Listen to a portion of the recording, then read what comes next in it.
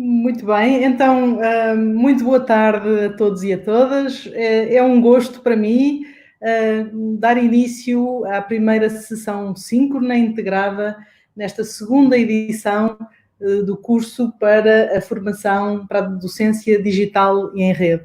Resulta de uma colaboração entre a Direção-Geral da Educação e a Universidade Aberta, e nesta segunda edição somos 6 a coordenar este curso, e por isso tenho comigo o professor José António Moreira, da Universidade Aberta, a professora Susana Henriques e a professora Daniela Barros, também as duas da Universidade Aberta, e as minhas colegas da Direção-Geral da Educação, Amélia Joaquim e Carla Lourenço. Este curso organiza-se ao longo de 3 semanas, e em cada uma das quais iremos abordar um tema diferente. É um curso desenhado numa lógica autoformativa, mas ainda assim com um acompanhamento que tem precisamente por objetivo estimular a reflexão e a participação com contributos que decorrem daquilo que tem sido a vivência nas nossas escolas e agrupamentos desde que em meados de março houve a necessidade de encerrar o ensino presencial e passarmos para um ensino à distância. Como todos sabem, atualmente estamos numa fase, felizmente, já de reabertura das escolas.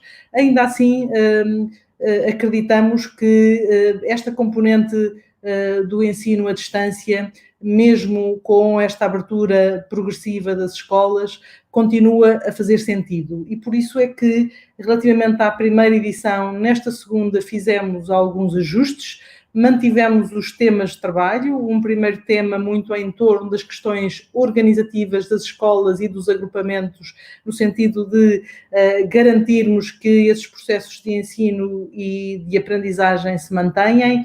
Um segundo tema muito em torno das ferramentas digitais que melhores condições criam para precisamente termos esse ensino de qualidade e, portanto, também aprendizagens significativas por parte dos nossos alunos. E um terceiro tema que anda em torno das questões das atividades de aprendizagem, quando desenhadas precisamente nestes ambientes digitais, e todo o processo avaliativo dessas mesmas aprendizagens quando decorrem desta forma. Dizia eu há pouco que o objetivo desta segunda edição do curso é precisamente agora a de abrirmos a mais docentes que na primeira edição, por questões de limitação de número de participantes, não puderam fazer esse mesmo curso, e por isso é com muito gosto que nesta segunda edição, para além destes elementos que já tive o gosto de apresentar e que estão na coordenação desta segunda edição, temos também um conjunto alargado de formadores, maioritariamente professores que têm, muitos deles, também uma componente de trabalho em escolas, mas que estão envolvidos noutros projetos do Ministério da Educação, e que eu aproveito também já para cumprimentar e agradecer todo o empenho que têm colocado no arranque desta segunda edição. E antes de passar a palavra aos meus colegas, dizer-vos que ao longo desta segunda edição temos esta organização que decorre de um conjunto de recursos que disponibilizamos na plataforma formativa e que muito gostaríamos que todos se apropriassem desses mesmos recursos e que no espaço assíncrono de reflexão colocassem muito daquilo que também têm sido as vossas vivências neste período, que se calhar nesta altura já chamaremos de transição para um regresso ao presencial. Não queríamos deixar de dar esta nota daquilo que consideramos ser uma necessidade de valorizarmos todos os instrumentos digitais que permitem, de alguma forma, transformar aquilo que era o ensino presencial em algo que vá para além das fronteiras da sala de aula. Acreditamos que as escolas e o ensino presencial fazem cada vez mais sentido no dia-a-dia, mas consideramos que nesta lógica de digitalização do ensino há aqui uma componente de trabalho que tem precisamente de ser feito através de plataformas e para o qual todos nós precisamos constantemente de nos ir atualizando e de nos ir preparando e, portanto, espero que para todos seja uma oportunidade de desenvolvimento profissional o facto de estarem a frequentar este curso. Ao longo da sessão de hoje abriremos este primeiro tema e, ao passar a palavra aos meus colegas, iremos precisamente sublinhar a importância do mesmo e aquilo que nos parece ser fundamental podermos destacar e aprofundar ao longo dos próximos dias. Serão certamente 3 semanas de intenso trabalho para quem frequenta o curso. Sabemos que todos exercemos outras funções, nomeadamente a função docente, e por isso mesmo consideramos que muito daquilo que é o trabalho diário de cada um de vós poderá enriquecer em muito aquilo que é uma reflexão partilhada nas várias turmas que criamos para esta segunda edição. Dizer-vos também que é com muito gosto que acolhemos nesta segunda edição os centros de formação de associação de escolas, nas pessoas dos seus diretores e também dos docentes em mobilidade e em assessoria ao trabalho dos centros de formação, porque precisamente, como sabem, foi já anunciado no âmbito do plano de transição digital para as escolas todo um trabalho de reequipamento das mesmas e todo um trabalho que neste caso está sob a responsabilidade da Direção-Geral da Educação, da formação de todos os docentes para estes novos desafios com que nos confrontamos atualmente. Por isso, desejo a todos uma excelente formação, contem connosco em todo o apoio e suporte que esteja ao nosso alcance dar-vos e estamos ao longo desta sessão síncrona e de outras 2 que temos programadas completamente disponíveis para esclarecer questões que, entretanto, surjam. Muito obrigada a todos pela participação e passo de imediato a palavra à minha colega Carla Lourenço. Carla, a palavra é tua. Ora, muito boa tarde. É com muito gosto que estou aqui e que integro este grupo de coordenação do curso de formação para a docência digital e em rede, nesta segunda edição. Na primeira edição que tivemos deste curso, tivemos o privilégio de acompanhar de perto o vastíssimo trabalho desenvolvido pelas escolas, que de um momento para o outro tiveram de repensar e de reorganizar o modo como ensinavam, através da implementação do modelo de ensino à distância, de modo a que todos os alunos efetivamente continuassem a aprender fora do espaço físico da escola. Para apoiar as escolas neste trabalho, logo após a suspensão das atividades letivas presenciais, o Ministério da Educação publicou o roteiro 8 princípios orientadores para a implementação do ensino à distância nas escolas, que certamente deverão conhecer. Este roteiro, que segue uma lógica sequencial, apresentou um conjunto de orientações e de recomendações, deixando margem para que cada escola, no âmbito da sua autonomia, pudesse refletir sobre os princípios apresentados e desenvolver o seu plano de ensino à distância, encontrando as respostas mais adequadas ao seu contexto e potenciadoras, de facto, do sucesso educativo dos seus alunos. Neste que foi um grande desafio colocado às escolas, muitas foram as dúvidas e muitas foram as respostas encontradas e com passos maiores ou mais pequenos, cada escola foi encontrando o seu caminho e a sua forma de fazer com que todos os alunos continuassem a aprender. Este foi um processo que exigiu, sem dúvida, uma mudança brusca de práticas.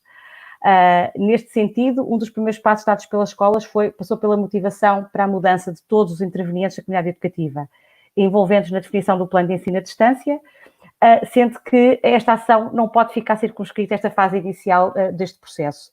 O envolvimento dos vários elementos da comunidade educativa deve ter lugar nas várias fases de implementação do plano, que é concebido. E isto é essencial para o seu sucesso, porque quando todos se tornam parte integrante deste processo, eles vão senti-lo mais como deles, digamos assim. É que, de facto, ultimamente o plano de ensino à distância é um processo em constante construção, alicerçado na procura permanente das melhores respostas às características de cada comunidade escolar. Ele deve ser constituído como uma motivação para a mudança. Esta motivação para a mudança tem lugar também num algo que é muito importante, que tem a ver com a comunicação. Comunicar em rede é essencial, pois pode ter lugar através de um estabelecimento de um circuito de comunicação eficaz, dirigido a todos os intervenientes da comunidade educativa.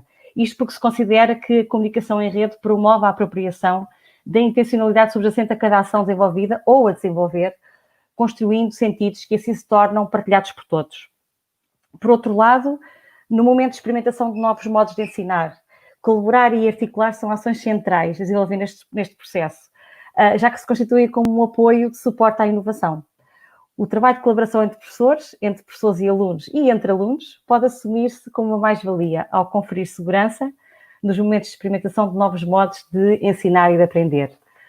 Fazer com que todos os alunos continuassem a aprender a partir das suas casas, fazer com que continuassem a desenvolver as aprendizagens essenciais das suas disciplinas, bem como as áreas de competências do perfil dos alunos, que adquiriram particular relevância neste contexto, foi de facto a preocupação central de todas as escolas. Colocou-se assim a grande questão, como sabem, qual a mancha horária semanal a cumprir pelos alunos e qual o plano mais adequado.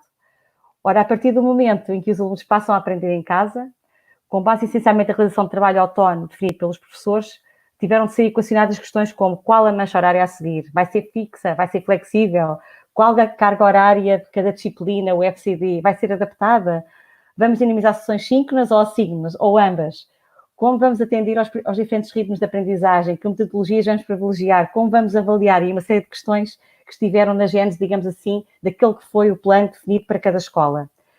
Com base no conhecimento adquirido na primeira edição deste curso, que ocorreu numa fase inicial deste processo, foi possível identificarmos alguns aspectos-chave que eu gostaria de partilhar convosco. Apenas 2 que consideramos importantes. O primeiro aspecto, fomentar o desenvolvimento de rotinas de trabalho e de aprendizagem dirigidas aos alunos. É essencial a definição de um plano semanal de trabalho com orientações muito específicas e completas que norteiam a ação dos alunos em casa e que sejam adequadas à mancha horária definida. Sabemos que facilmente nos podemos entusiasmar e solicitar propostas de trabalho que vão para além do expectável, a realizar durante uma semana, numa determinada disciplina. Podemos ter situações em que, por motivos diversos, as tarefas são muito parcas, ou podemos definir atividades que não sejam acessíveis a todos os alunos, ou que não sejam adequadas à coexistência atual da situação de atividades letivas presenciais e letivas à distância. Aqui o papel do professor titular de turma, do diretor de turma ou do coordenador de curso é essencial nesta função de regular o trabalho a pedir aos alunos. Segundo e último aspecto, desenvolver uma cultura de e-escola, de escola à distância, de escola presente em todas as casas dos nossos alunos. E coloca-se assim a questão, como levar a escola a todos os alunos? No momento em que a função social da escola se dissocia aqui do seu espaço físico de referência, assume particular relevância à construção de comunidades de aprendizagem, a criação de elos entre a escola e os alunos, seja através dos meios tecnológicos mais simples, como o telefone, seja através do desenvolvimento de ecossistemas digitais de aprendizagem, baseados numa visão holística e integrada da utilização da educação digital ao serviço daquilo que é muito importante, uma abordagem humanística do fenómeno educativo. Vai ser com muito gosto que iremos testemunhar os vossos contributos na segunda edição, agora que já têm mais experiência neste processo. Desejo a todos um bom trabalho. Obrigada. E passa a Amélia. Boa tarde a todos. É um prazer para mim também estar aqui convosco e vou começar de uma maneira que não tencionava, que é pegando numa pergunta de uma colega que diz o plano tem que ser semanal ou pode ser quinzenal. Não sei, o vosso agrupamento de escolas e a vossa escola, quando decidiu o GPS, que seria semanal, poderá ter decidido por qualquer motivo que era quinzenal. Isso são opções da escola e do agrupamento e serão certamente justificadas pela vossa experiência e não têm que ser seguidas exatamente em todas as escolas e da mesma maneira. Tentando passar desta pergunta para o roteiro que a Carla estava a falar, o nosso roteiro dos 8 princípios, que nos é muito querido porque deu início a esta nova maneira de viver. Eu penso que se já falaram com alguns dos colegas que frequentaram a primeira edição, pensarão o curso é igual, mas não é exatamente igual. E a grande diferença aqui nesta estrutura, que é a mesma, serão talvez as tarefas que agora, voltando ao nosso roteiro e ao ponto 8, acompanhar e monitorizar. Agora chegou à altura, depois de, na primeira edição, os senhores diretores e as pessoas indicadas por eles terem apresentado os seus planos de ensino à distância, terem dito quais as plataformas que foram escolhidas, etc, etc, chegou a vez de então acompanhar e monitorizar. O que nós vamos pretender, e com certeza que os colegas aqui presentes também, é saber então agora que já implementamos o plano e estamos no primeiro dia de junho, como é que as coisas estão a correr, quais são os pontos fortes e fracos do nosso plano de ensino à distância, em que é que podemos melhorar nestes 25 dias que faltam para terminar o ano letivo. como vamos abrir o tema 1 hoje, mas sabem os temas do curso. E se repararem o roteiro dos 8 princípios e a estrutura do curso, ele é muito semelhante. Todos os pontos do roteiro vão bater, para essa expressão, nos roteiros que nós temos aqui, que são 8 roteiros, agora que parece mal dizer isto, esqueci-me quantos roteiros é que são no curso, mas 8 ou 9, e esta estrutura do nosso roteiro dos princípios orientadores é muito semelhante à do curso, o que significa que tudo o que vamos trabalhar aqui, nos diversos temas, tem a ver com a aplicação do roteiro e dos planos de ensino à distância. Eu gostaria de falar aqui numa questão, mesmo para terminar, que tem a ver com o trabalho final, que tem estado a levantar algumas dúvidas e suscitado questões já nos espaços de reflexão e ajuda, e que acho que hoje é a oportunidade de esclarecer já. As questões têm-se prendido, sobretudo, eu não estou a lecionar como é que eu preparo uma atividade, vocês já têm aberto no final da página do curso o trabalho, portanto sabem qual é que vai ser. Pronto, o que nós vos propomos é o seguinte: embora não estejam a lecionar, porque são diretores de CFAI, ou estão em assessorias, ou estão na Direção-Geral de Educação, ou estão noutros serviços centrais, têm com certeza por base um grupo de recrutamento e poderão falar com outros colegas que vos poderão ajudar a elaborar esta atividade. Quando nós dizemos que a disciplina, isto sobretudo para os colegas que estão a lecionar e que têm disciplinas, como sabem, eu, por exemplo, sou de inglês, pertenço ao 330, mas eu, se estivesse na minha escola, seria certamente professora de Cidadania e Desenvolvimento. Porque gosto, porque... Portanto, eu se tivesse que fazer o trabalho, e nós damos essa hipótese, e quando digo cidadania, um professor dos cursos CEF, EFA, seja qual for a variante, nós sabemos que para além da nossa disciplina do grupo de recrutamento, poderemos lecionar outras. E então vocês podem escolher qual é a disciplina para essa atividade. Não precisam de se limitar ao grupo de recrutamento. O grupo de recrutamento foi sobretudo indicado para os colegas diretores de CFAI, para os colegas de serviços centrais, para os colegas diretores, que de repente digam, então, mas vou preparar com base aqui? Com base no vosso grupo de recrutamento. Penso que fica claro a escolha da disciplina para a atividade, e penso que devem aproveitar todo um trabalho que com certeza já fizeram nas escolas e que vos será útil para este trabalho. E nesta parte que a Carla tanto falou há pouco, colaborar e articular, é também para isso, e sobretudo para isso que esta formação serve, para colaborarmos e articularmos e para nos ajudarmos uns aos outros. E agora passo a palavra, não sei se é a Susana, se é a Daniela, porque me esqueci. António, quem é que fala? Daniela, Olá. Podes? Sim, claro. Olá, boa tarde, obrigada. É um gosto estar aqui convosco nessa nova edição do curso da Docência Digital em Rede, né? É um prazer. Muitas coisas para dizer e muitas coisas também para refletir no nosso espaço que vai iniciar, são os fóruns que iniciam amanhã, né, junto do tema 1. Eu sou a professora Daniela, sou da Universidade Aberta também, trabalho na área da educação e tecnologia, juntamente com o Antônio e com a Suzana, e hoje aqui nós vamos destacar alguns aspectos mais pontuais em relação ao tema 1, né, que é o tema em estudo desses 2 dias. Bom, o tema 1 apresenta alguns roteiros, que são roteiros com textos e material extremamente reflexivos sobre o tema da educação e tecnologias e da educação à distância, mais especificamente dos ecossistemas digitais. Tá? Então, é importante ter sempre em mente que toda a leitura que será feita deve sempre estar em diálogo com as vossas experiências, mas principalmente com uma outra percepção, um outro paradigma. né? Na realidade, é um momento de confrontar ideias e ter outras percepções sobre o tema da educação e tecnologias no contexto escolar.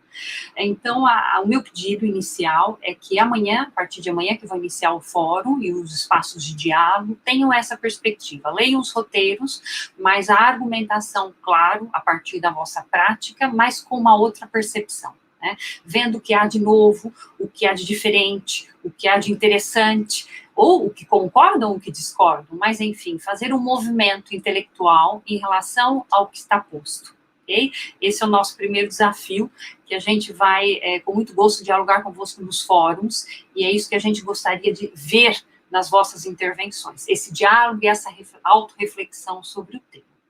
O segundo aspecto que eu queria mencionar é a questão da comunicação. Né? Um dos elementos centrais do processo de ensino e aprendizagem online, ou à distância, é a questão da comunicação. Por que não dizer que a comunicação é um dos elementos centrais da docência, não é? E mais ainda quando se trata de uma docência com uso de tecnologias. Nós temos dois grandes tipos de comunicação no online, que vale a pena destacar e deixar questões para reflexão. A comunicação online acontece de forma síncrona e de forma assíncrona. Né? O mais importante disso é entender que não é uma cópia do presencial, mas na realidade é um outro formato de comunicação.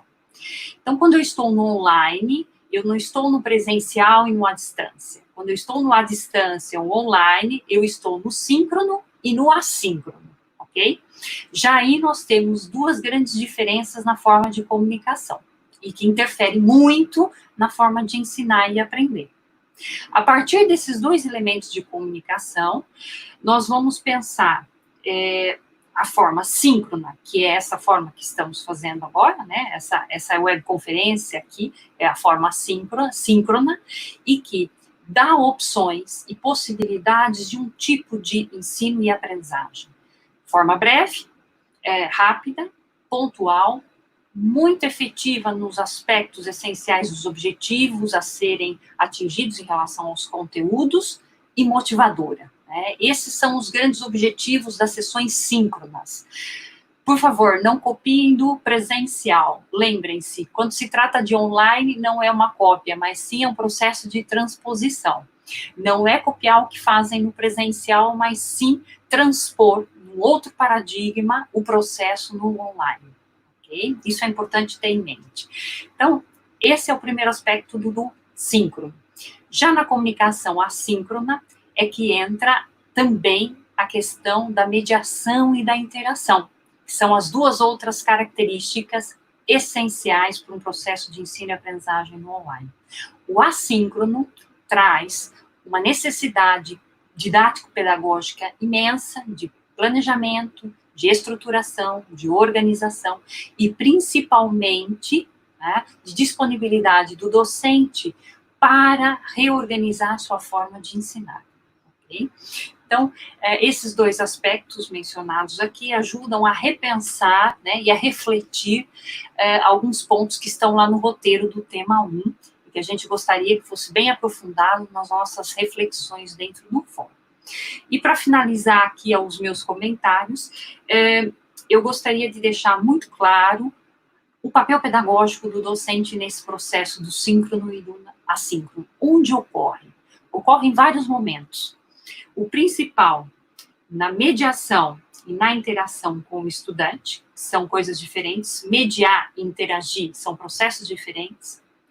No exercício, na atividade, na tarefa a ser disponibilizada, do que se vai se realizar, qual caminho ele vai tomar para o processo de ensino e aprendizagem, sobre aquele conteúdo e aquela competência, e, por fim, na aplicação do que ele aprendeu consigo. Então, eu tenho 3 momentos pedagógicos dentro de 2 momentos de comunicação que tem a mediação e interação. É uma rede digital. Parece complicado, mas é muito importante entender esses elementos, e isso vai facilitar muito a leitura e a reflexão do tema 1. Obrigada, e passo a palavra à minha colega Suzane Henriques.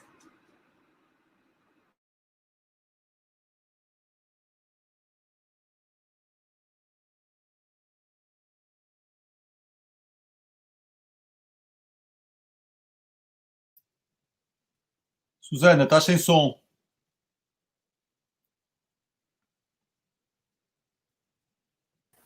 Peço desculpa. Boa tarde a todos.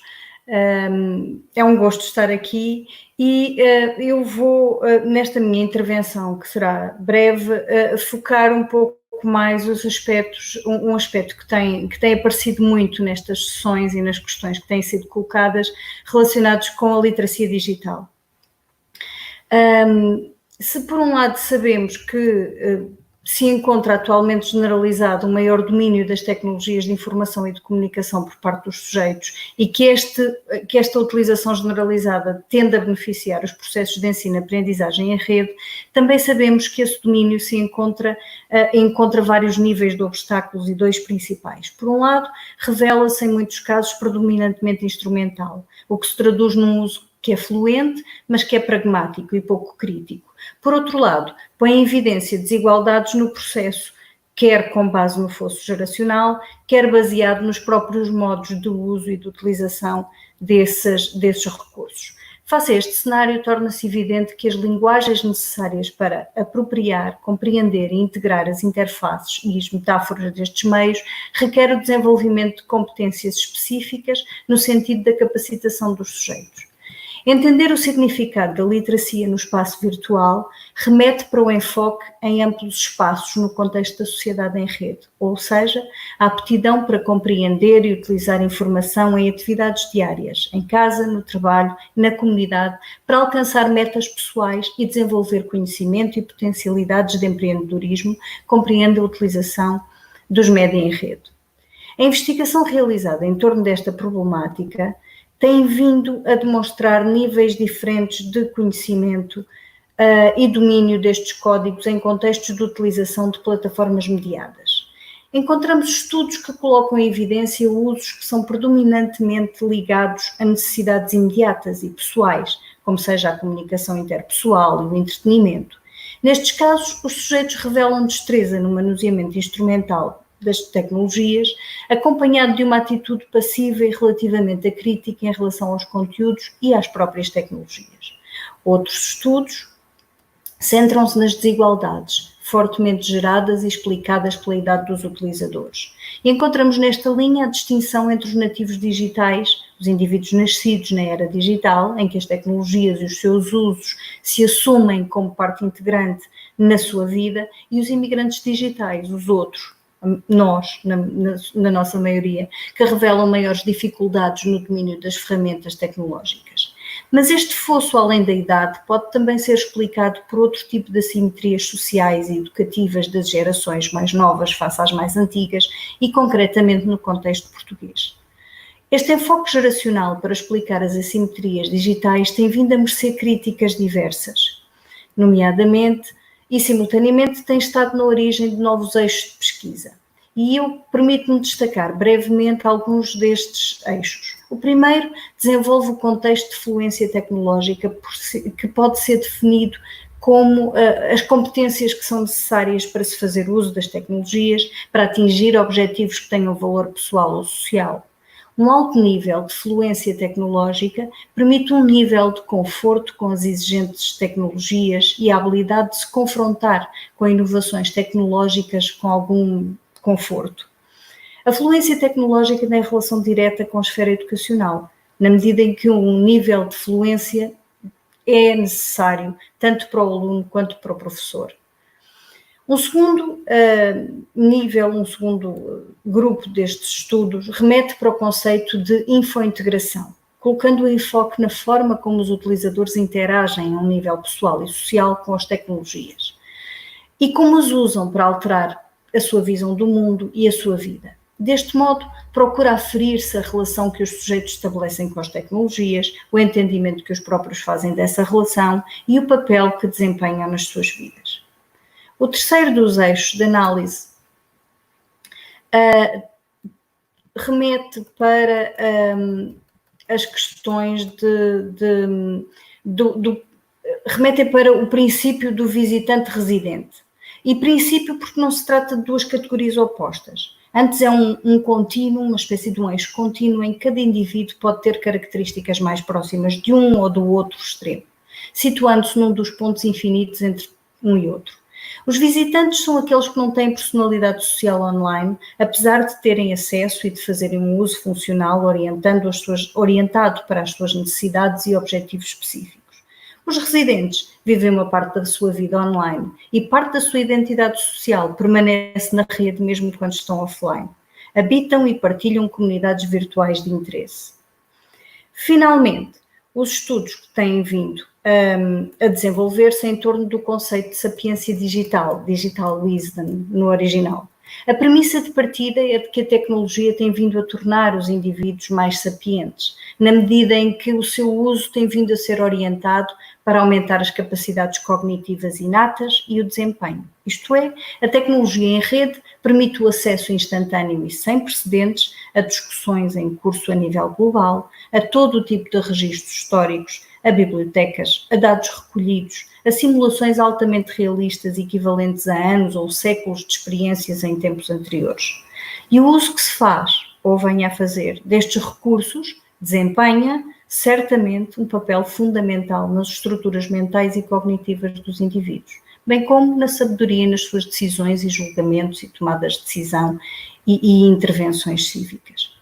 Da convergência destes eixos, importa destacar o facto de que as competências de uso das ferramentas tecnológicas nos espaços sociais, nas comunidades virtuais, são significativas, mas por si só não excluem outras competências mais complexas de uso, como a avaliação crítica ou a pesquisa e a seleção de informação. E muitas destas competências existem fora da tecnologia, pelo que a capacidade de pesquisa sobre um assunto, por exemplo, é uma competência não digital, mas que se aplica ao espaço e ao contexto digitais. E neste sentido, a par do desenvolvimento de competências relacionadas com a tecnologia em si, seus potenciais e suas implicações, importa também o desenvolvimento de competências de literacia digital, enquanto recurso transversal da ação, participação e partilha nas sociedades atuais. E é neste sentido que a literacia digital é definida pela Unesco como competência fundamental para o século XXI, é uma competência cívica, claramente, para as sociedades, no contexto das sociedades atuais, e é também essencial no contexto do perfil do aluno à saída da escolaridade obrigatória. Obrigada. António? Obrigado, Susana. Eu chamo-me António Moreira e, obviamente, também sou professor da Universidade Aberta e queria também dar-vos as boas-vindas a esta segunda edição do curso de Formação para a Docência Digital e em Rede. E esta segunda edição aparece num momento completamente diferente da primeira edição. Não quero com isto dizer que este momento é menos importante, pelo contrário, eu acho que é muito importante porque nos permite também perspectivar um pouco aquilo que vai ser o futuro. E é nesse sentido que nós achamos que este curso é importante porque não pretende, digamos assim, dar uma resposta imediata àquilo que nós estamos a viver agora, mas também pensar um pouco para além daquele período que nós vamos ter de pausa agora em julho e agosto e perceber efetivamente como é que nós podemos nos adaptar à nova realidade que aí vem. E eu queria, obviamente, também pegar nas palavras da doutora Maria João, e eu faço isso com muita frequência, porque gosto muito de ouvir, isso é também uma coisa que eu gosto de afirmar várias vezes, e, portanto, neste aspecto eu queria pegar exatamente na frase de nós pensarmos para além das fronteiras da sala de aula. E este é o grande desafio que eu acho que nós vamos ter que pensar da sala de aula física, é como é que nós criamos uma terceira dimensão para a nossa escola. Pensando que a primeira dimensão e que nós estávamos mais habituados seria esta sala de aula mais presencial, mais física, mais delimitada, digamos assim, com tijolos e paredes físicas. A segunda dimensão foi aquela com que nós nos confrontámos em março e que fomos obrigados a fazer um ajustamento muito rápido para uma realidade completamente imersa no digital, para a realidade para a qual nós não estávamos preparados, de facto, em determinada altura. Fizemos esse esforço. Houve um esforço, de facto, extraordinário por parte dos professores para fazer esse reajustamento, para fazer uma readaptação à nova realidade, e aquilo que me parece que aconteceu foi que essa missão foi cumprida com sucesso na maioria dos casos. E, portanto, nesta altura, nós temos que pensar aquilo que já fizemos até aqui e de pensar como é que nós vamos fazer no momento seguinte, porque era isto que foi aparecendo aqui nas vossas questões também, é como é que nós agora vamos fazer quando entrarmos numa realidade mais híbrida. Porque se houve, de facto, alguma coisa que se alterou nesta realidade, é que nós, neste momento, tornámos-nos muito mais digitais. E, portanto, se nós já falávamos numa sociedade digital, se nós falávamos numa sociedade em rede, aqui o vírus funcionou como um acelerador para essa mudança e para essa transição digital muito acelerada. E, portanto, aquilo que nós vamos nos confrontar, de facto, é com a impossibilidade de fazer uma marcha atrás absoluta. E, portanto, se já havia uma aposta no digital, se já havia planos, se o governo já anunciava, de facto, aquilo que era a importância das competências digitais para todos os cidadãos em Portugal. E, portanto, não falo apenas para os professores, não é? Basta lembrar a iniciativa do Encode 2030, que falava exatamente nesta emergência. Aquilo que nós temos que fazer é perceber que, de certa forma, se este é um momento de crise, como é que nós conseguimos, de facto, que ele se reconfigure para conseguirmos fazer as coisas de forma diferente. E por isso algumas das questões que vocês aqui colocaram, e eu não vou adiantar muito isso, porque depois a seguir vamos a uma ronda de questões, e portanto acho que é importante também nós irmos respondendo a algumas das questões que aqui foram aparecendo com maior frequência, algumas que se foram repetindo, e portanto nós vamos tentar depois fazer aqui uma segunda ronda. Temos também formadores online da equipa. Nós temos uma equipa, a doutora Maria João também sublinhou isso, nós somos estes 6 elementos da coordenação da equipa, mas temos quase uma equipa de 30 pessoas de formadores a trabalhar. E nesse sentido, conseguimos aqui dar respostas diferenciadas. Houve aqui uma questão que colocava, mas é suposto nós estarmos a ouvir quem está a fazer essa transmissão ou a comentar o que está no chat. Esta é a nova realidade da aceleração. Podemos não gostar muito dela, mas ela obriga-nos, de facto, também a ter aquilo que se calhar nós não estávamos habituados, que é ter a capacidade de reagir em diferentes realidades simultaneamente. Esta questão que alguns até sublinharam do multitasking, porque se vocês repararem aquilo que nós estamos aqui a fazer, este exercício, é estarmos numa rede como o YouTube, é utilizarmos um sistema de videoconferência como este que nós estamos a fazer, o StreamYard. Alguns com certeza estão a utilizar o telemóvel com o WhatsApp, outros estão a enviar mensagens eventualmente pelo Messenger, e o que estamos a fazer é comunicar em meios de comunicação perfeitamente diferenciados, mas que dão uma resposta diferenciada em função dessas mesmas nossas necessidades. E esta é a realidade à qual nós não vamos poder escapar. Portanto, de certa forma, eu acho que será muito importante esta formação para vocês repensarem a forma como vão desenvolver o processo depois de ensino-aprendizagem numa realidade mais híbrida, que será a tal terceira dimensão, se vocês quiserem ir para a questão de uma educação mais digital, de uma educação enriquecida com o digital, porque há uma coisa que para mim é evidente e para nós parece-me que é mais do que evidente. O ensino à distância, ou a educação à distância, ou como vocês quiserem chamar, ele não vai perdurar para sempre. E, portanto, nós não podemos também renunciar àquilo que foram os conhecimentos que nós adquirimos nesta fase e começar e retornar outra vez ao ponto em que estávamos antes da pandemia. Portanto, o exercício vai ser de integração, de perceber como é que nós fizemos um esforço para desenvolver atividades de aprendizagem digitais, como é que nós nos esforçámos para pensar em mecanismos de avaliação digital e como é que nós vamos, de certa forma, conciliar estes conhecimentos adquiridos com aquilo que nós já fazíamos bem. E, portanto, aqui, aquilo que nós temos que depois fazer essa recuperação é o que nós fazíamos de bem, com aquilo que conseguimos fazer de bem, para somar, digamos assim, um bem mais um bem. E, portanto, nós queremos aqui ter um plus de bens, digamos assim, e não dizer depois, e isso também já foi aqui dito no chat, que o ensino à distância faz isto, ou é melhor para fazer isto, a educação presencial é melhor para fazer aquilo. Mas nós aqui temos que perceber, efetivamente, é isso, é o que é que nós conseguimos retirar destes dois universos de melhor e conciliá-los, e não fazer com que se anulem, porque às vezes o discurso está no melhor e no pior. Eu acho que é muito mais interessante perceber o que é que este mundo e este universo digital tem de bom, que eu depois posso colocar também na presencialidade física quando regressar. Portanto, e todos estes conhecimentos que nós estamos aqui a adquirir são fundamentais para perceber isso. Por exemplo, o diálogo que vocês falam aqui entre a comunicação assíncrona, da comunicação assíncrona. Este diálogo das manchas horárias síncronas, das manchas horárias depois que se têm que construir com tempo estimado para as atividades assíncronas, porque é uma dificuldade imensa, por exemplo, nós conseguirmos dizer quanto tempo é que eu vou demorar para fazer uma atividade assíncrona. Eu não tenho dúvidas nenhumas que, por exemplo, se nós tivermos aqui 1 hora numa comunicação assíncrona, é 1 hora, não há dúvidas absolutamente nenhuma acerca disso. Agora, como é que eu sei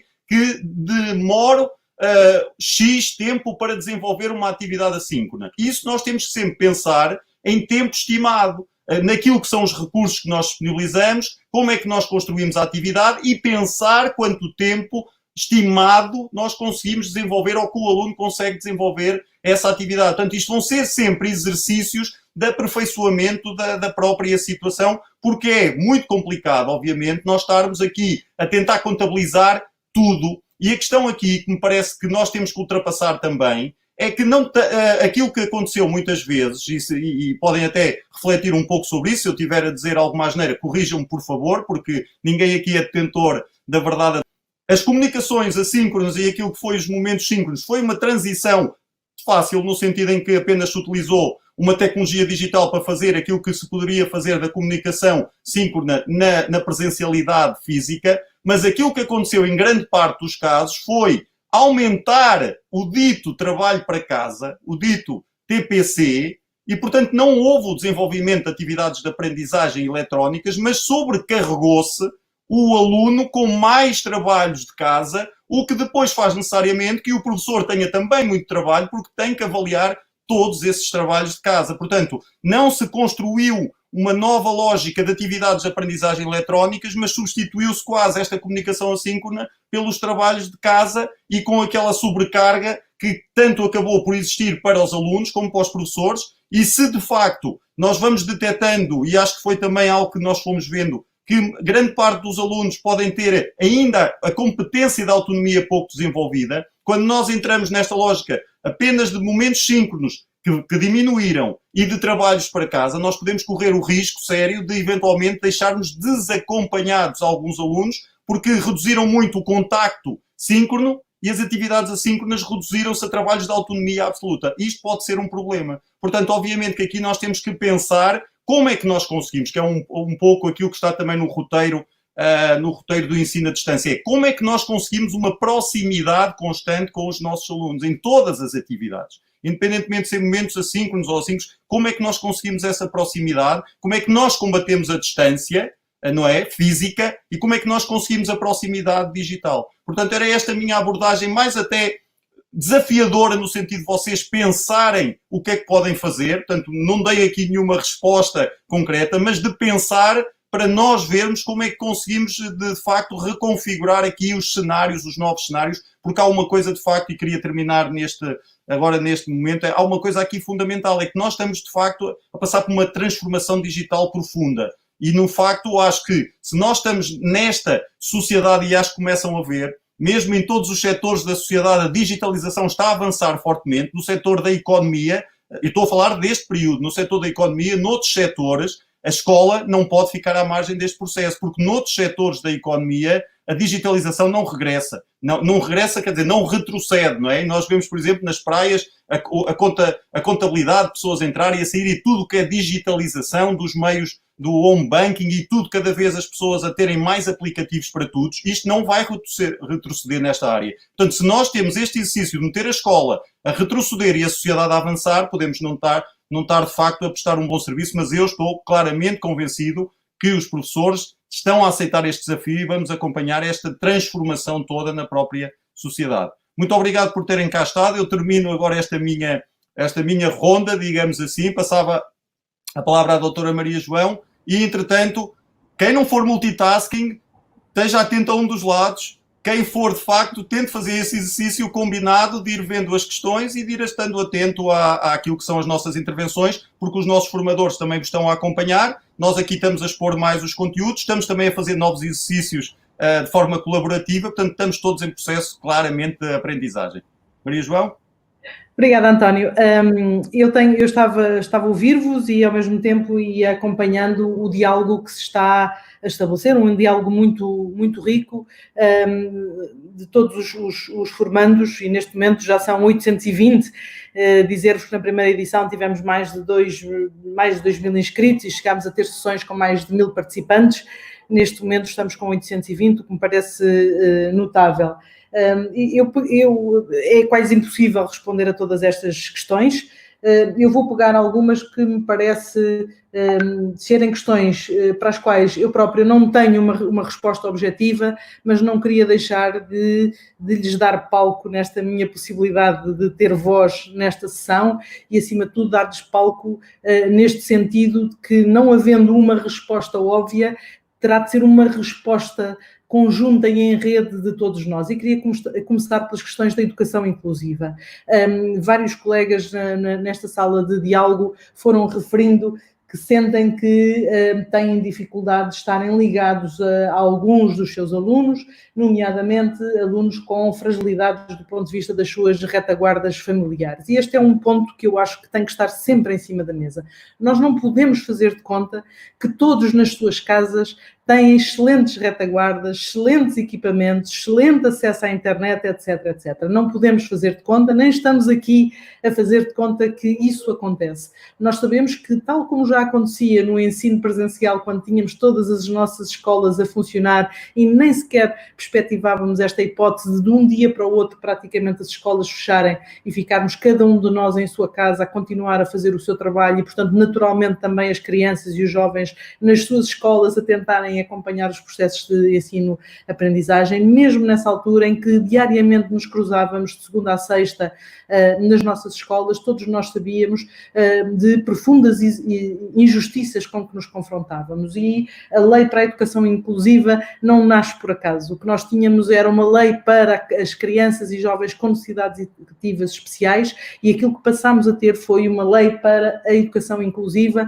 que é para todos. E por isso, enquanto docentes e responsáveis que assumimos um papel determinante na vida de muitas destas crianças e jovens, nós não nos podemos limitar a referir que alguns dos nossos alunos não estão contactáveis. Isso tem que nos desinquietar diariamente, porque esse é também o nosso papel.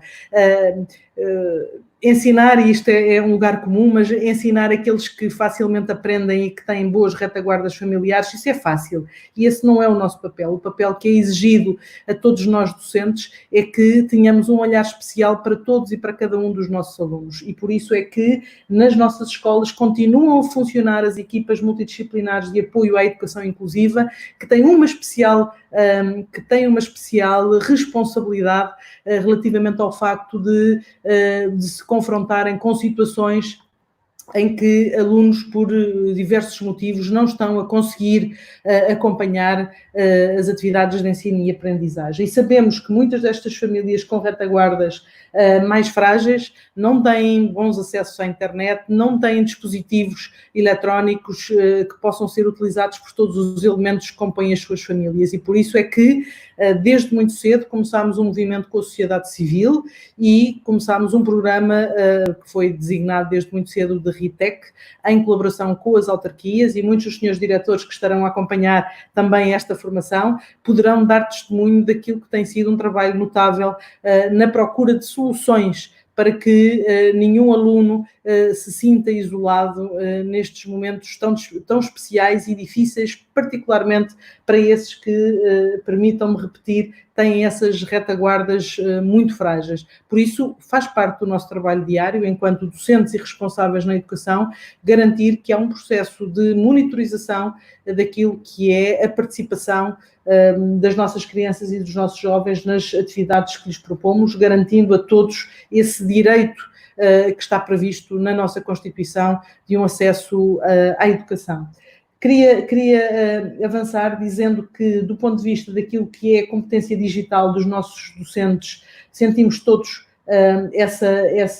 esse impulso de aprofundar e de nos tornarmos mais hábeis na manipulação de todos estes dispositivos. Digo-vos que para todos é um desafio quando também tomamos determinadas decisões, e por isso é que desde muito cedo o roteiro que desenhamos com linhas orientadoras para que nas escolas e nos agrupamentos se estabilizassem formas de trabalhar à distância, nos pareceu crucial. Se todos nós passamos a utilizar todas e mais algumas das ferramentas que temos disponíveis. Isso é uma onda que depois vai retornar e que nos vai cair em cima, perdoem-nos a expressão, e por isso é que desde muito cedo nós desenhamos estas orientações para que localmente sejam tomadas decisões relativamente às ferramentas a serem utilizadas, às plataformas a serem utilizadas. E quais a terminar, porque as questões são muitas, dizer-vos que foi anunciado publicamente, não sou eu que o faço aqui, o Sr. Primeiro-Ministro anunciou ainda em abril, que todo um plano de digitalização das escolas que passa pela aquisição de equipamentos a serem distribuídos pelos nossos alunos irá acontecer. Do lado da Direção-Geral da Educação, dizer-vos que seremos responsáveis por um plano de formação de professores que possa precisamente promover esta competência digital e garantir que todos nós estamos preparados e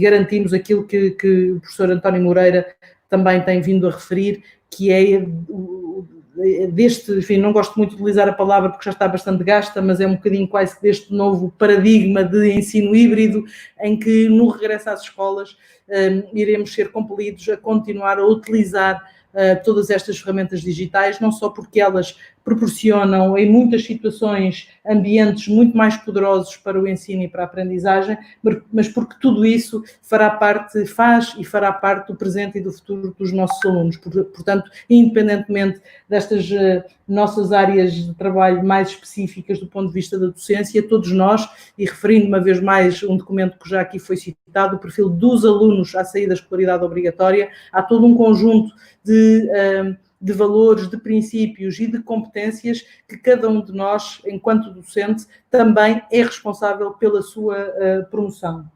Terminando mesmo dizendo que tudo isto só será possível se nós conseguirmos trabalhar verdadeiramente em rede. Ninguém sozinho conseguirá levar a cabo esta missão tão dura, tão complexa, e por isso eu queria muito sublinhar o trabalho notável que tem sido feito a nível das direções das escolas e dos agrupamentos, o trabalho notável a nível do empenho e deste sentido de missão de todos os docentes das nossas escolas, e por isso é para mim também uma alegria, um privilégio poder acompanhar todo este trabalho e dizer-vos que maioritariamente, e não é por ser particularmente uma pessoa muito positiva, mas eu diria que maioritariamente estamos a fazer um trabalho de sucesso, um trabalho que só é de sucesso porque o estamos a fazer em rede e em estreita colaboração com quem está ao nosso lado, mesmo que ao nosso lado já não seja a sala de aula do colega que está a dar uma outra qualquer disciplina, ou a sala de professores, onde muitas vezes partilhamos as nossas angústias e as nossas ansiedades. Por isso queria muito que chegar ao final desta primeira sessão síncrona no âmbito desta formação para a docência digital e em rede, se apropriassem de muitos dos documentos que disponibilizamos e, acima de tudo, que partilhem também nos fóruns assíncronos tudo aquilo que tem sido a vossa experiência, tudo aquilo que têm sido os vossos sucessos e também, naturalmente, todas aquelas que sejam as áreas em que sentem que ainda têm que melhorar. Não estamos sozinhos, trabalhamos em rede também com os centros de formação da Associação de Escolas que estão presentes nesta segunda edição da formação, trabalhamos em rede com muitas outras entidades, nomeadamente entidades locais, entidades da comunidade, e agora permitam-me o exemplo, porque também é um projeto que tenho sob a minha responsabilidade, das escolas que estão em territórios educativos, as TEIP, de educação prioritária, e dizer-vos que também nesses territórios, onde muitas vezes é muito difícil chegar a algumas famílias e a alguns jovens, tem sido feito um trabalho notável de parceria e de procura de soluções para muitos dos problemas com que todos nós nos deparamos diariamente. Por isso, desejo-vos a todos muita saúde, muita coragem, e passo a palavra aos meus colegas se quiserem complementar com alguma informação, nomeadamente questões mais práticas da própria formação.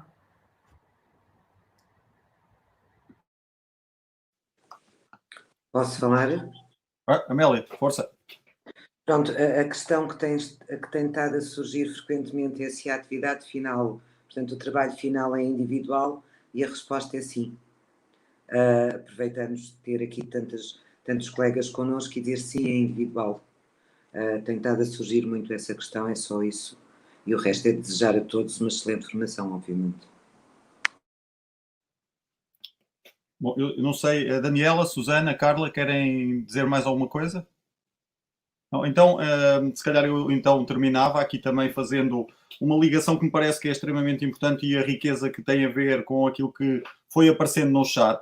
Vamos continuar nesta lógica e eu acho que podemos começar a apropriar deste conceito de educação híbrida, porque aquilo que nós tivemos também aqui a fazer foi, de certa forma, também utilizar diferentes tecnologias, não é, de comunicação síncrona para discutirmos algumas destas questões que nos preocupam e, portanto, nós já estamos no território do hibridismo. Porquê? Porque estamos a combinar diferentes tecnologias para conseguir chegar a um determinado objetivo. E eu acho que esta é uma das ideias que tem que ficar bem presente, que a educação híbrida não se resume apenas à combinação entre aquilo que possa ser uma educação no território presencial e educação que seja feita no universo digital. A educação híbrida é um conceito muito mais amplo que vai para além desta visão redutora do conceito, eventualmente, do que é apenas a combinação de uma coisa com a outra. Eu acho que nós temos que pensar, e essa é que é a grande vitória, é que se nós conseguirmos pensar para além da educação híbrida no sentido de diferentes combinações entre diferentes tecnologias, diferentes ambientes de aprendizagem, diferentes metodologias, e tudo isto é que pode contribuir para a riqueza de uma educação que nós queremos, de facto, que seja cada vez mais rica. Porque ao nós criarmos mais ambientes, e alguém falava aqui também da questão que gostava muito do conceito de ecossistema digital, eu também gosto muito, sinceramente gosto, porque o ecossistema digital é, de facto, esta transposição da riqueza do hibridismo. É de nós construirmos um ecossistema muito, digamos assim, na lógica dos ecossistemas biológicos, onde todas as partes, digamos assim, de certa forma se articulam para que haja o sucesso daquilo que nós queremos desenvolver, que é o sucesso dos nossos alunos, daquilo que são também os futuros cidadãos deste país. Portanto, nesse sentido, e pensando um pouco no que nós estamos aqui a fazer, não é? Comunicação síncrona hoje com diferentes tecnologias, o que nós vamos começar a fazer amanhã, e isso é fundamental, por exemplo, não ficar apenas pela discussão que aqui está a acontecer, e vejam o hibridismo que está a acontecer também não apenas na tecnologia, mas da forma como nós estamos a comunicar. O tal, estamos a comunicar através da oralidade, vocês têm limitações porque a tecnologia não permite, comunicam de uma forma escrita, de uma forma assíncrona, porque há pessoas que não estão a responder simultaneamente, pode haver um lapso temporal de 1 minuto, de 2, e portanto torna-se comunicação assíncrona. E aquilo que nós queremos fazer como um exercício de lançar hoje aqui a discussão com a comunicação, com esta sessão síncrona, e desenvolver essa mesma discussão para um espaço de um fórum, de uma sala de aula virtual assíncrona. Portanto, pensem sempre nesta lógica de complementaridade, de nós continuarmos a navegar de um ambiente para o outro, utilizando diferentes tecnologias, que é o que o tema 2 vai tratar, não é? Portanto, percebendo quais são não é as melhores tecnologias, mas são as tecnologias mais responsivas em função daquilo que nós queremos desenvolver. E como é que eu vou desenvolver atividades de aprendizagem? Eu terminava um pouco também como comecei. É como é que eu consigo, por exemplo, pensar em atividades de aprendizagem híbridas, que tenham uma componente digital, que tenham uma componente analógica, que utilize o computador, que utilize o telemóvel, que utilize uma caneta, que utilize um lápis, que utilize uma mesa digitalizadora, que utilize toda, digamos assim, uma parafernália de tecnologias analógicas e digitais que nos permitam, efetivamente, melhorar o processo de ensino-aprendizagem. Porque há uma coisa aqui evidente. Se estas tecnologias não enriquecem e se não vêm para melhorar, não vale a pena utilizar muita tecnologia, porque a muita tecnologia não é sinónimo de qualidade. Mais vale escolher poucas tecnologias, mas que tenham uma resposta eficaz para aqueles objetivos que nós queremos desenvolver. Foquem-se essencialmente em 2 questões que me parecem muito importantes. A questão do desenvolvimento das competências, a questão das aprendizagens essenciais e como é que eu consigo chegar para este desenvolvimento das competências, como é que eu consigo fazer isto, percebendo quais são as tecnologias digitais que eu posso utilizar. Sejam eles ambientes virtuais, porque isso depois vai ser outra discussão, sejam eles ambientes virtuais como plataformas que me levam para outra dimensão da atividade letiva, das 22 horas ou das 18 e do trabalho em plataformas virtuais que possa acrescentar ou que possa combinar com estas horas, ou que me possa levar para a utilização destas tecnologias para além dos ambientes virtuais de aprendizagem, para além deste ensino à distância, para além da educação à distância. Porque estas tecnologias que nós estamos a utilizar agora, não é? Estamos a ganhar competências digitais, como dizia a doutora Maria João Horta, que são úteis em qualquer ambiente, seja ele presencial ou seja ele virtual. Portanto, aqui nós nunca estamos a perder absolutamente nada, não é? Nesse sentido, nós estamos a ganhar mais conhecimento, mais riqueza desse ponto de vista, do uso pedagógico da tecnologia, e depois fazemos a nossa seleção natural em função daquilo que para nós é mais importante, em função daquilo que é a realidade da nossa escola. Portanto, claramente, uma escola mais digital, sim.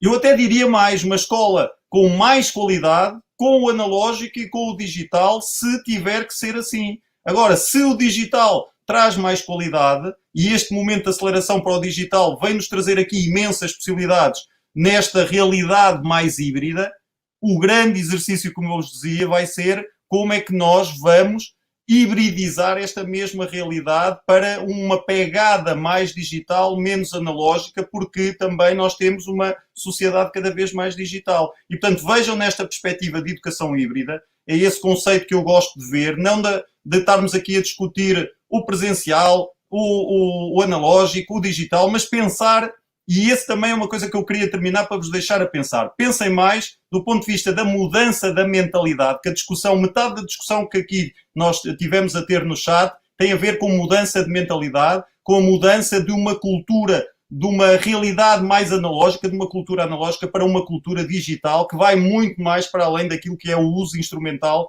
da tecnologia e do digital. Portanto, o que nós precisamos também, e nós, professores, e portanto todos aqueles que temos responsabilidades na educação, é pensar numa lógica nova de cultura digital. Portanto, esse é o desafio também durante este curso, de nós fazermos esse pensamento. Vamos ter, de facto, esta lógica, porque a doutora Maria João também dizia isso, é uma lógica autoformativa, mas é uma lógica híbrida. É autoformativa, mas ao mesmo tempo também implica muita interatividade. Vocês têm formadores em cada turma, temos de facto um número abrangente ou um número grande de estudantes para aquilo que é a realidade da sala de aula, mas estamos a tentar fazer um híbrido, utilizando esta combinação de autoformação, de apropriação dos recursos, mas com discussão, que é a mais-valia. Essa é que é a grande riqueza, como a Daniela também dizia, da proximidade que se estabelece na comunicação síncrona, na comunicação assíncrona. Não deixem a plataforma esvaziar-se, não deixem a plataforma nunca, digamos assim, guiar-vos e orientar-vos. Somos nós, professores, é que dizemos ao motor, ao digital, para onde é que nós queremos ir.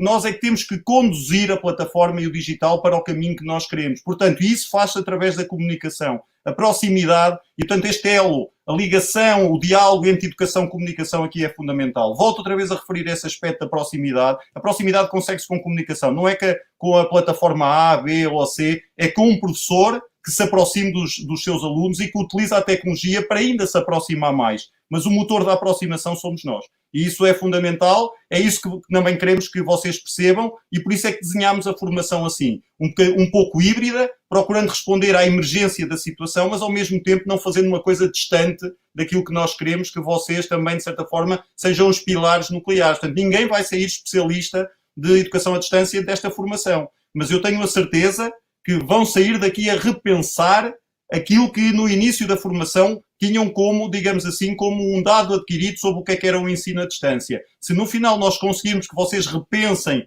estas ideias, foi uma vitória no sentido em que depois acabam por conseguir contaminar, e esta palavra de facto ao contagiar não é muito adequada para o contexto que vivemos, mas que sejam multiplicadores destas ideias para mexerem e abanarem um pouco alguma daquelas ideias pré-concebidas, e acho que a formação é fundamental. Os centros de formação estão aqui, os diretores dos centros de formação estão aqui, são peças fundamentais depois na formação que se vai disseminar, portanto também um pedido muito especial aos diretores de formação e às pessoas que estão aqui. Eu conheço, aproveito também, desculpem lá o tempo de antena, para cumprimentar aqueles que eu conheço pessoalmente do Norte, com quem trabalhei diretamente e já os vi inscritos, que estas pessoas, de facto, que são os líderes também dos centros de formação, têm uma responsabilidade acrescida a esse nível de ter esse poder de transformação através da própria formação. Portanto, para terminar, desejo-vos uma ótima formação, estaremos sempre próximos. portanto isso é que é importante, longe fisicamente, mas próximos digitalmente, para tirar todas as dúvidas que vocês tiverem em todos os fóruns, que a nossa super equipa de formadores, aproveito também para publicamente agradecer à nossa equipa de formadores, de facto, que têm sido extraordinários nesse acompanhamento e que estão dedicados, digamos assim, também ao sucesso deste curso. E, portanto, desejamos muitas felicidades, sempre muito próximos a qualquer hora, que é a questão da flexibilidade. E, portanto, eu já ouvi muita gente dizer eu não sei se consigo estar na segunda-feira ou na terça para aquela hora. O nosso conceito aqui de hora não existe. Existe o conceito da flexibilidade. Se não participarem no fórum amanhã, participem na quinta. Se não participarem na quinta, participem na sexta, por favor. E se quiserem, participem no sábado e no domingo. A gestão do tempo é vossa, portanto aí vocês fazem essa gestão à meia-noite, às 5 da manhã, às 8, portanto a ideia é nós estarmos próximos, independentemente da geografia física, e por isso, bom trabalho e muita saúde, que é isso que precisamos para depois ter alegria para continuar a desenvolver o nosso trabalho nas escolas, virtuais e digitais e presenciais. Muito obrigada, boa tarde. Acho que estamos precisamente na hora certa para terminar. São 19h10, 1h e pouco de formação síncrona, de debate, de diálogo, e é isso também que nos importa, que todos estes diálogos que podemos estabelecer através destes meios também contribuam para um enriquecimento daquilo que serão depois as discussões nos fóruns assíncronos que teremos ao longo da formação. Uma boa formação para todos, muito obrigada pela vossa presença e até breve.